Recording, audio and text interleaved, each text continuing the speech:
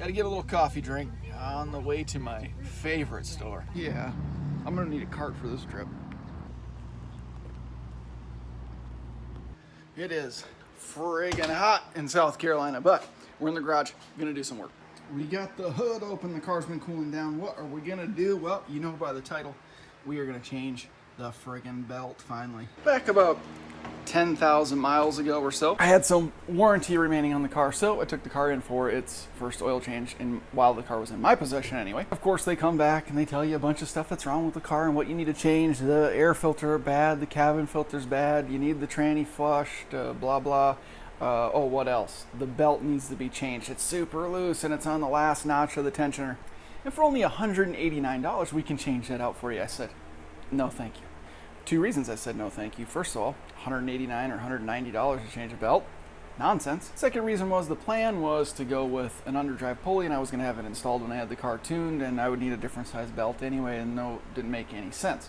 Actually, let's say three reasons. The third reason was that a lot of these cars can go 50, 60,000 miles without having to change the belt. Some people have never changed their belt in 150,000 miles. So even without looking at it, I just didn't believe that the belt actually needed to be changed. However, it's been another 15,000 miles. I looked at the tensioner and it is close to that last notch, so it's an easy enough job. Might as well make a quick little how-to video out of it. Without further ado, let's take a look at what you'll need to accomplish the task. You won't need very much, to be quite honest with you. You may need one of these bad boys. I don't know what you call this, breaker bar. Yeah, breaker bar. 3/8 drive. This one's 17 inches long. From Harbor Freight. It's on sale right now, $11.99. Crazy. You'll want a flathead screwdriver, any size. I like the small one, just to pop the little clips out of the little engine shield. You'll want a small Allen key or a small bolt. I'll show you why. And of course, a new belt. Can't go wrong with Gates. The last thing you'll need is the belt diagram. Just Google it. Obviously this is for the VQ37, but you see the VR30 belt diagram as well. This works for any car. Let's take a closer look. The belt goes up over the power steering, pump pulley down under the alternator pulley, over top of the tensioner, runs across a couple idler pulleys, back around to the left, around the crankshaft pulley, over to the compressor pulley, and back around to complete the loop. Pretty simple. Okay, so here we are. Obviously, the little shield has been removed to give you access, and there's plenty of room. Here you can see the tensioner, the top of the tensioner. That little line there meets up, and it's still inside the grooves, but it is close to that final notch on the right, so it doesn't have a whole lot of movement left. The belt isn't super loose, and you can't twist it more than a quarter turn or flip it up on its end, so really isn't in too bad a shape, but we're gonna do it anyway. So if you can see all the way down in here, this is a 3/8 inch basically drive hole that you could put a ratchet wrench in there, and that's what we got the breaker bar for. And then you would pull it, and you'll see when I do it.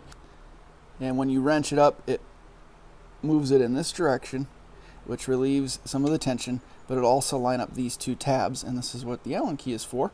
Once these two tabs line up, you slide the Allen key through there, and through both of them, obviously, and that will keep the tension off the belt, allowing you to reroute the new belt, and then you obviously pull it out, and there you go. The new belt will be installed. It's still hot.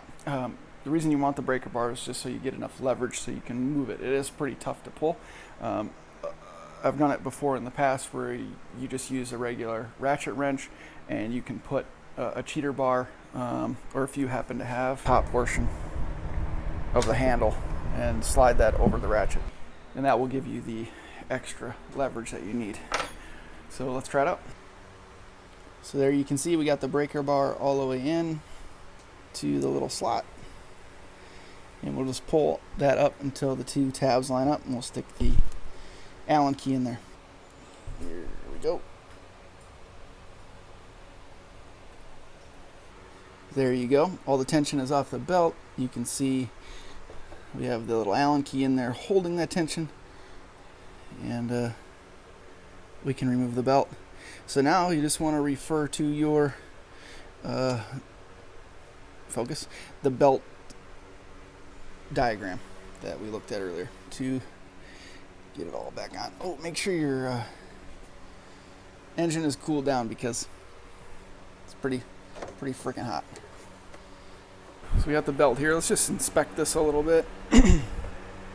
There's some wear and tear, of course. It's been on the car for 40,000 miles, just turned 40,000 miles. But really, it's not in that bad a shape.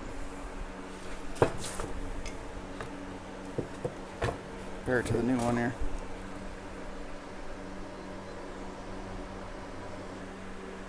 This is the new belt, Q70795. I'll put a link in the description below. Again, it's Gates. Probably, I think it was an Amazon purchase. Again, a link in the description. Let's reference the diagram again and put this thing on. I think we got it.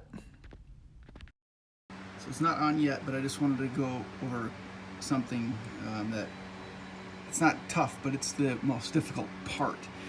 So I laid the belt across the top pulleys, but then you want to get the pulley up and over the tensioner pulley. So you got to kind of tilt the belt and stick it up through the back side and then rest it on there. And then once you have that on, you basically just pull it tight left to right, and we'll finish routing this. Okay, we still have the tension off the tensioner, but we have the belt looped across the top. Let's check the route. Over the power steering pulley, down around the underside of the alternator. It goes up and over the tensioner. Wow, focus. Because when the tension is released, the tensioner pulley will go to the left and tighten up that slack. Go to the other side. So we're still looking at the bottom portion of the belt. It comes up and over the tensioner on the underside of an idler pulley. It's the pulley in the center there, those small, see if I can point it, that one. On the underside, keep following it along. Oh. Sorry. Following it along to another idler pulley. Shit, the water neck's hot. That loops back around. Let's see. It loops all the way around, comes up and over top of the crankshaft, the crank pulley, and that comes around the bottom side, up and around the right side of the compressor pulley here, and completes the loop across the top. So you want to double check, make sure it's routed correctly a number of times. You don't want to start the car up and have crap go wrong. As you release the tension on the belt as well, make sure all of the teeth and grooves and everything are lined up properly, and the belt is lined up properly on all of the pulleys. You really don't want to have an issue here. So simple job, but a lot rides on it. So let's relieve the tension, see what happens. So if you remember, the belt didn't look all that different when comparing it to the old belt. But if you really look close, the overall thickness of the belt was quite a bit different. So you can see when we have tension back on the belt, take a look where the notch is now. Back to good. Well, let's fire it up, make sure nothing blows up.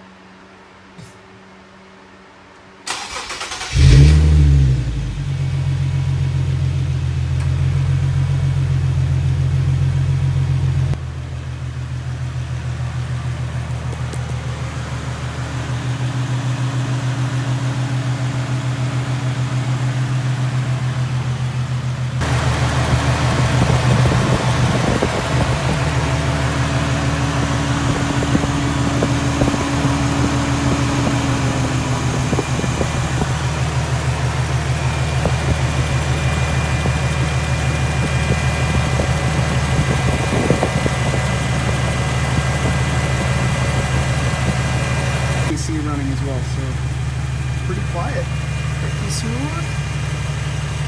Cool.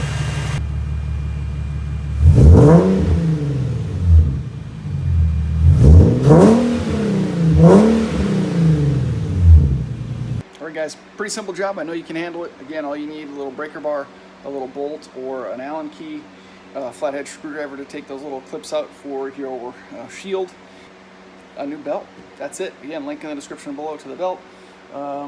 Probably take you half an hour. Easy, confident you can handle it. Any questions, leave them in the comment section below. Love to help you out with this little project. Anything else you'd like to see, let me know. We got some other stuff coming up. So stay tuned for some install videos, unboxings, all sorts of stuff. We're getting ready for autocross for next season. But a bunch of other stuff coming up this summer, so stick around. Really appreciate all the support. Thank you very much. Check out Instagram as well, same, Speed Culture Studios. Share a bunch of other stuff and everyday stuff on Instagram, not just car related, so you might see some things different that you don't see on the YouTube channel. So thank you again. See you in the next video.